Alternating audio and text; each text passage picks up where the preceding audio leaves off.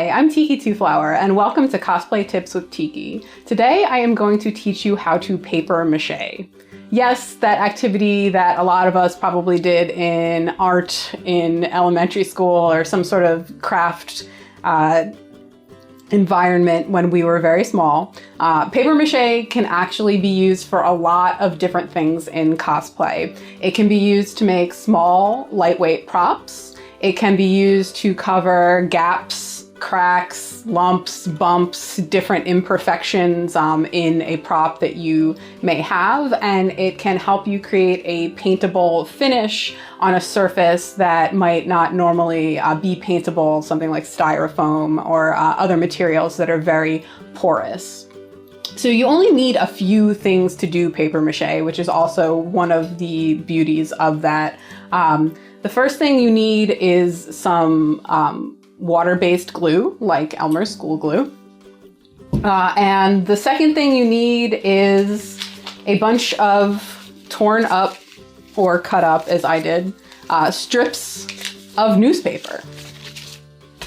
And you want something to protect the surface that you're working on, but you also want to have either wax paper or parchment paper. You want something that once you lay down your paper mache to dry, it's not going to stick to it too badly.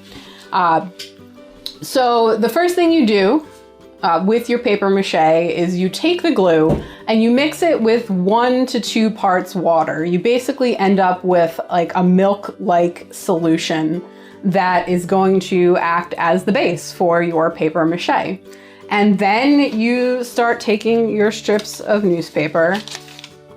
And of course you have something that is ready to be covered in these strips of newspaper. I've just taken a little toilet paper tube and I put some tin foil inside of it to give it a little bit of sturdiness. So I'm basically going to create a cylindrical object that's covered and smooth on all sides with this paper mache.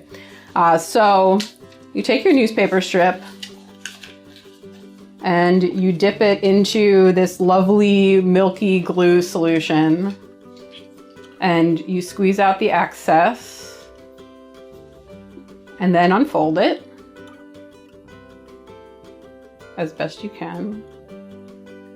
And then you commence with wrapping your object in these strips of newspaper, smoothing them out as you go.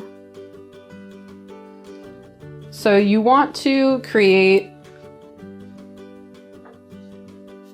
some overlapping layers.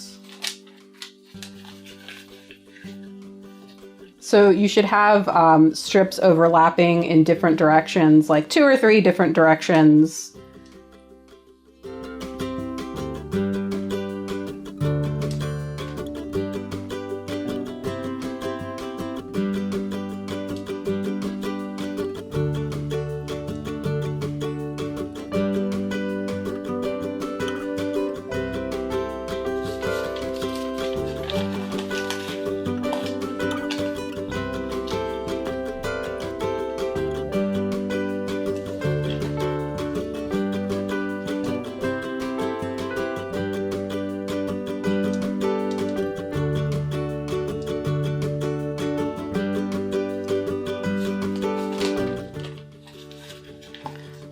So now that the entire surface of my object is covered in strips, I'm going to put one final layer on that I'm going to make sure to smooth out nicely so that I don't have any imperfections once this all dries.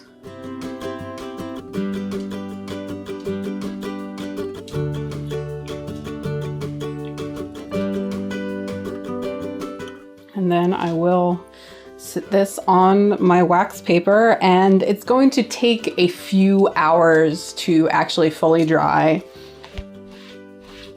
So you can clean up in the meantime, but once your paper mache is dry, it creates a firm, smooth surface that is not completely watertight, but it definitely offers more protection than, like, say, a plain cardboard tube. And then you can go ahead and paint that surface.